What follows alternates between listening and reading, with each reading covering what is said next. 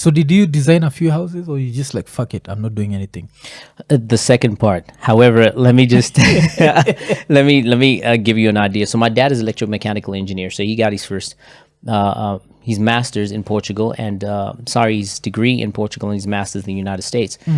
And he wanted his son to be an engineer. So he was one of that strict child. Like, look, no child of mine is going to be whatever they want to be. They will listen to what I say. He was that kind of dad. That was the African side of him, right? Yeah.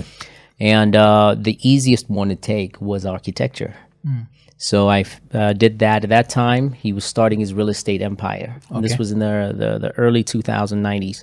And he was starting his real estate empire. So I did that. And the moment I said, Dad, I don't want to do this anymore, right? Because I didn't get to a place where I graduated, but I could have graduated, but I was just stubborn. And he's like, okay, come over, come work for me. And built that. Design this, watch that architect. So he realized that I'm actually more brilliant than the draftsman that he hired. He's like, why don't you continue this? I'm like, because I don't want to. You forced me into it, right? He says, okay, go study and go get your degree. I went to do law. 2 years later, dropped out. So I've studied actually a lot of things, and I did a lot of dropping out. So I'm a pro at dropping out. And then I decided to use some of my credits to be a PhD candidate in neurosocial psychology. Oh, yeah. damn. I haven't started it. So when I do, because, you know, the education system and the whole thing is making it difficult to actually, you know, get that PhD in general is difficult to get to. So as soon as that starts, maybe from that point, 3-4 years later, you'll be calling me Dr. Anthony. Okay, so how do you find yourself in media and talent? So it was my rebellion stage. So what happened was like, you know, Dad, I'm going to do music.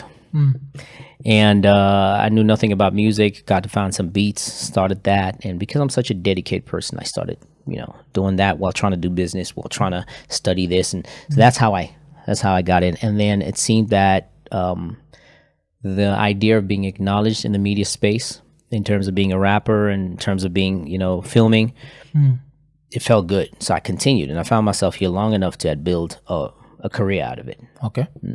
Okay. So, and then talent management. So talent management, who's the first talent that you managed? Sheesh, I don't even know. But I've worked with a lot of people from the earliest times, from Double HP to, you know, a squatter camp. I was their plug in certain parts of the provinces. Squatter camp is where Slicker on Life, right? You know, whenever they came to a certain city, there was a guy called Sugar Smacks. I was closer to him. It's like, yo, I'm in your city. How about you link us up here and there? You know, that's what I was doing. So